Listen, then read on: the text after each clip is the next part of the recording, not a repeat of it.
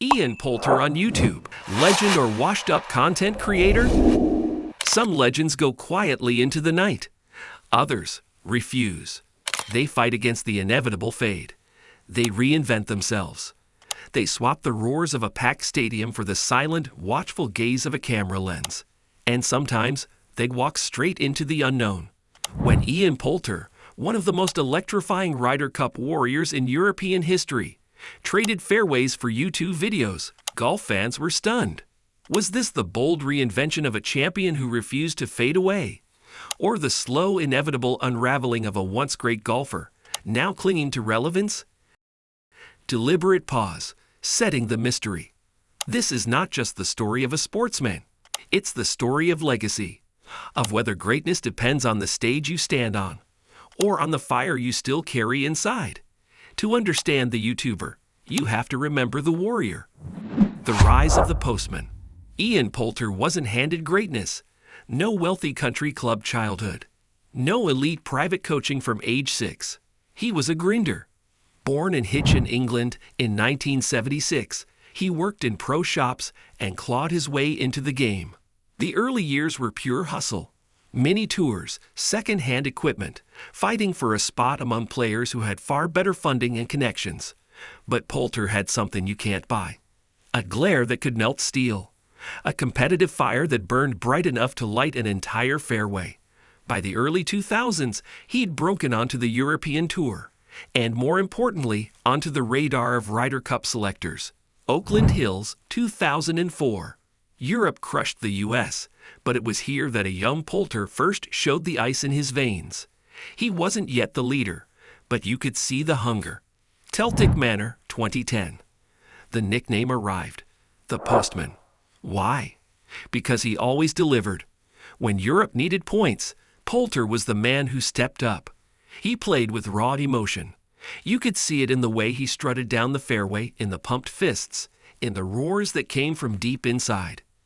Medina, 2012. The moment that defined him. The scoreboard looked grim. Europe was on the brink of defeat. The Americans smelled blood. Then came Poulter. Saturday evening, he birdied the last 5 holes in a row. Not 1, not 2, 5. Each putt was a dagger. Each glare across the green was a message. We're not finished. The next day, Europe pulled off one of the greatest comebacks in sporting history. Ask any fan from that weekend who kept the hope alive, and they'll give you one name: Ian Poulter. The inevitable shift. But no matter how fierce the warrior, time is undefeated. By the late 2010s, Poulter wasn't as dangerous on the major stage. The younger, more powerful generation was taking over. Names like Rory McIlroy, Jon Rahm, and Scottie Scheffler were the ones dominating Sunday headlines.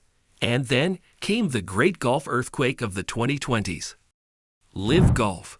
The breakaway league offered enormous sums of money to lure players away from the PGA and European tours. Poulter joined.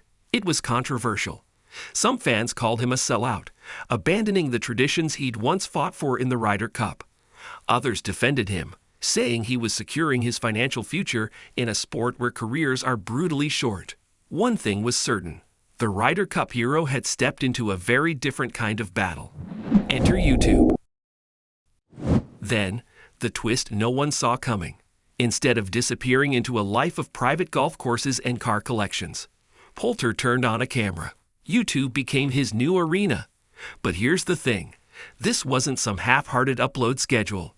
He approached it with the same energy he brought to the Ryder Cup.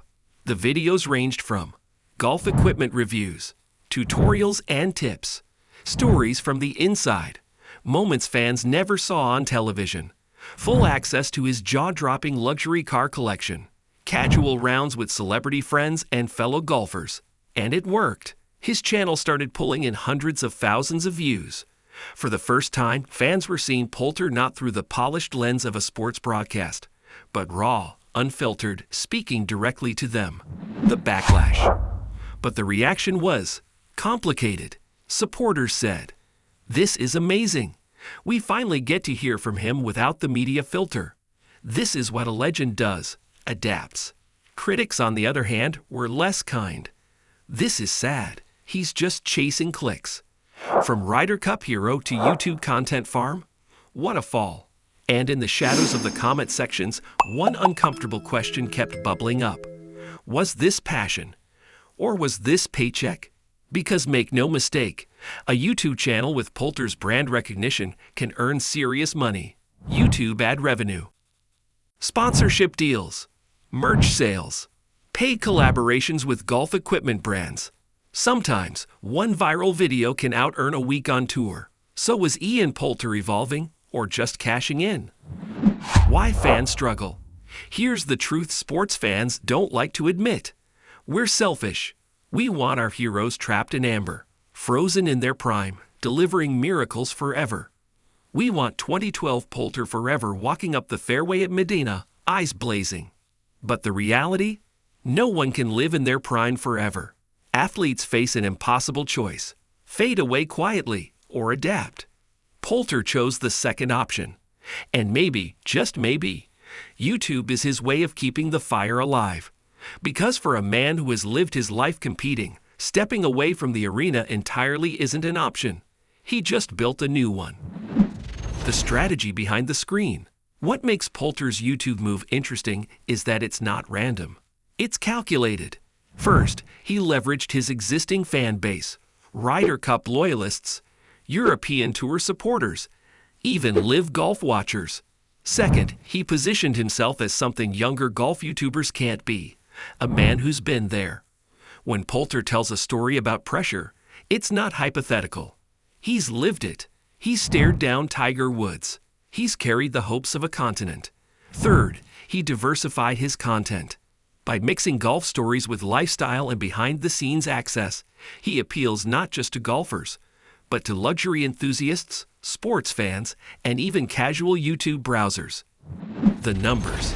As of 2025, his channel boasts a strong, loyal subscriber base. Average view counts remain high, with spikes on Ryder Cup story videos. Sponsorship opportunities continue to roll in. One of his most watched uploads, a breakdown of his 2012 Medina performance, walking through the mindset, the shots, the pressure.